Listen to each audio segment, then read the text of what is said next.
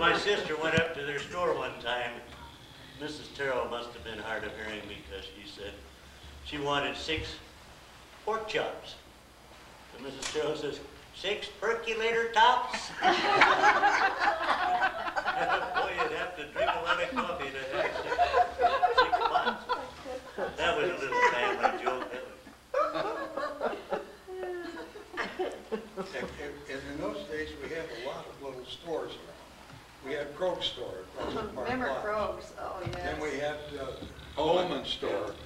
At the, you're familiar with that one? Oh, yes. Well, I want to tell you a story about Holman stores that I saved. That's where we got our liquor sticks. We That's love right. Wheat or something. No, go ahead. Tell us about Mrs. Holman. Mrs. Holman, we hung around there a lot.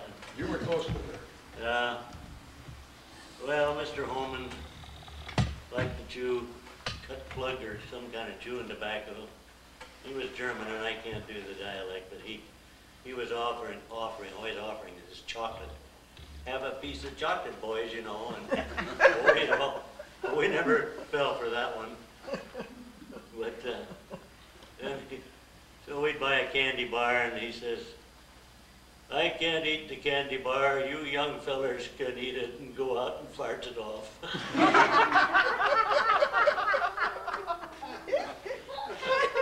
One time, somebody, a robber came in and held him up. I wasn't there, but this story told him. Held him up, and he says, I can't raise my arms. He had that bum heart. And he wouldn't put his hands up. I mean, his arms, he couldn't raise his hands. But and then the only one that I was there, Mr. Holman died, and Mrs. Holman had a gentleman. I don't think they ever got married, but he was an older man, and he was there, and Mr. Baldridge. Well, they used to take advantage of Mr. Baldridge. We discovered that the banana popsicles are always on the bottom. So they go in and ask for a banana popsicle. So, as we called him, Old Man Baldy, says, old Baldy Baldridge stuck his beezer in the ice cream freezer and went down in the bottom and he pulled. In the meantime, they were rifling the cigarette. The candy Stealing cigarettes. I remember Johnny Black was there. He's dead. He can't refute that. Bob Barlow wasn't there. He would never do anything like that. Was the Holman store where the bank is located about, or? No, it's, matter of fact, there are a couple of houses in there now. They filled in the hole. They filled in the hole. It's right across from, well, is that the Coven that goes across there? I think so. The Coven? No. No. It's Edgewater comes up around the old Thompson, Mixed up, or the Holman Nolan store? Estate. That'd be right down the street then. Yeah. Yeah, right down. Down Mount Holman Drive.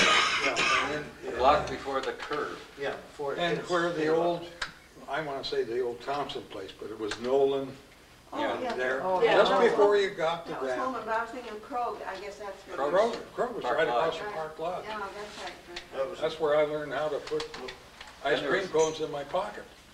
In my neighborhood, we had Parath. Remember George Parath? Oh, yeah, but that was The red farther and over, white, yeah. yeah. On Washington Boulevard. Barbara Pratt was in our class. Yeah, she was much. how did all those little stores keep their head above water with so few people? Well, Boy, they were they all, like, Like my Krog's father was place. a teacher at Lincoln High. You know, just for a long time. the nearest Safeway was in 7 Mile Corner. They didn't have any thrifty stores until they built the Lakewood. They were all small. Well, If my Yeah, mother then wanted, the grocery my mother stores. wanted to order groceries, she called the Metropolitan Market in South Tacoma. And they would set it up, and then my dad on his way home would pick it up. Sometimes they would develop, but that was the closest that we had to a market where you would get fresh meat, fresh vegetables, things of that nature. All these sold were ice cream and candy and cigarettes and Canned goods. canned goods, and not in large quantity. Oh, Werner sold meat. Yeah, They And they delivered. were right down here Yeah. Joe Terrell sold meat, they delivered, like the pork chop story, and must have had meat. Yeah. Well, they And had, then, Mrs. Holman, of course, just had sundries and You know, candy. the But same there was a as, little the tiny Croaks had a building. great, had a gas, they had Mr. a, Croak, you know, Virginia and Croak's Tom still Jensen alive. took over the place, didn't That he? Yeah. Dick Croak died some years Was ago, I Tommy's think, house. it was during the war. When did the grocery store first start over on Washington Boulevard? You know, that little grocery store was there. Well, well, originally that was Perez store. Perez It was on the across other the side. street. Okay, And then the frozen food lockers started. that's right, and then there was a grocery Oh, store attached to that. yeah. Kraus was the meat man, I know. We used to have the Yeah. bakery come by and wagon the vegetable man. Vegetable man, that with was the bell Mr. ringing, What was his name? Not Santoni, it was, what was it, something something like? like that, but I don't remember I now. remember him, he had real red sheets, and Oh, he'd come in and he'd yes. stop in front and roll up the deal with all And of the my fellow mother. that came to sharpen your scissors. Yeah, And of course, the milkman. When was the milk, mortuary bread, built, the and- one that was right across from the center, across from... That was Paul Mallinger's. Yeah, Paul Mellinger's. yeah, that was mortuary. post-war. Oh, yeah, that was Well, just before. Well, just before, 1940. just Yeah, before. it was Yeah. brand new when we Was moved that a in. big colonial, white colonial building? Yeah. Then it became the No, they Lakewood, tore it down. Lakewood, Oh, they tore it Yeah. out. deal. No, No, it was He- Sheriff. For he the and his Lakewood brother- Players That was Paul Mellinger, and CC, his brother or cousin, I forget. had the one in town. Had the one in town. They Yeah. came from the same family. Yeah, right. And they couldn't get along together, and so Paul moved out here and started this one. Mhm. And it was either just before or post-war. Well, we lived in It was the before. house because where Bud- people's store is now, the two-story, yeah, yeah. um, Now, that was the stucco old house? Terrell store, Terrell's house. Okay, No. well, Yeah, that, they moved across the street there, and lived there. okay, well, that's the house my folks bought. Mm. Yeah. And, but I didn't know the name of who they bought it from. And, and Mellingers were there then, so Yeah. they were there about 1941, 42. Yeah, they were just before the war because Bud was there, and Bud was, Oh, yeah, and Bud went in the Air Bud and I Force. were both in the Air Force at the same Mhm. time. Well, then And then who had afterwards. moved to that building after the Millers? Oh, Then it was the Lakewood sheriff, Players. The sheriff. Oh, the sheriff's office, right, Sheriff's was on office. one side, and then Lakewood Players had the other part. Was Hey, the Bonnie, Northern what Pines about- ever what in about there? the- I got Walgreens. We had a paper out here, it was published there. Suburban Times. Lakewood Law. In Lakewood the, Law is published. in the Millinger place? Yes.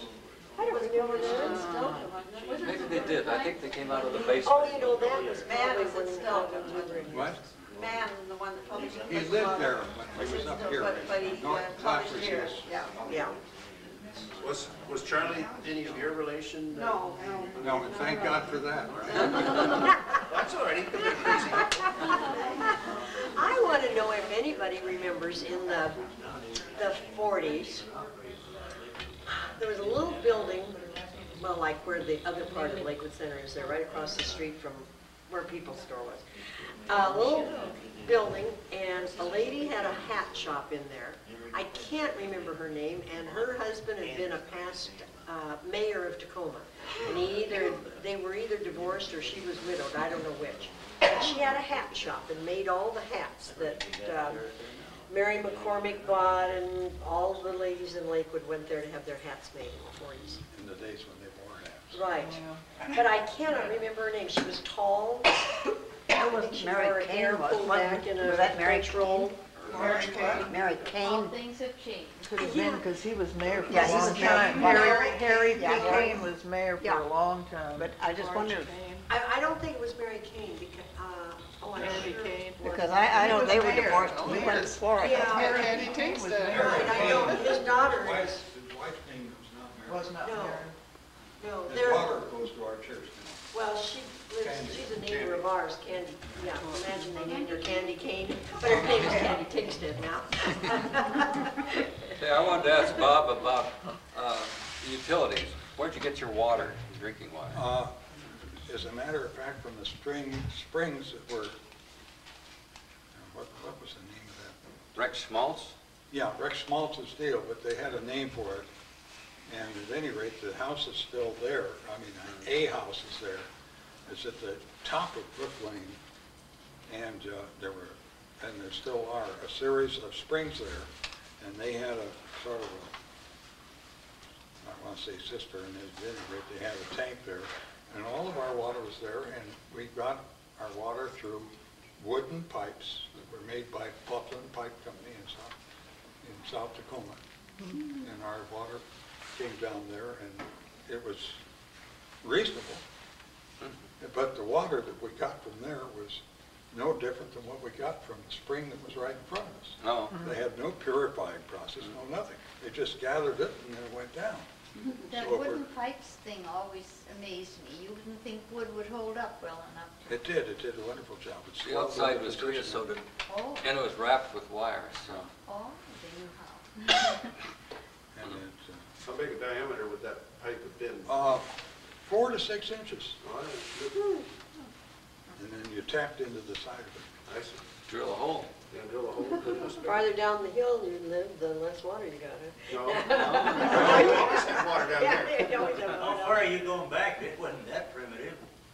Well, it was when that's the You way had water, just like we got now, it just didn't come from the wells.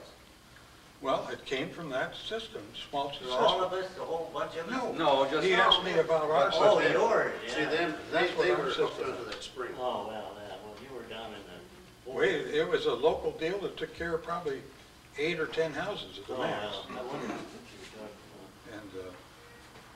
And anything below the springs, we had, Does anybody want to hear a letter that I have about Stillicum Lake? Oh, Yeah. sure.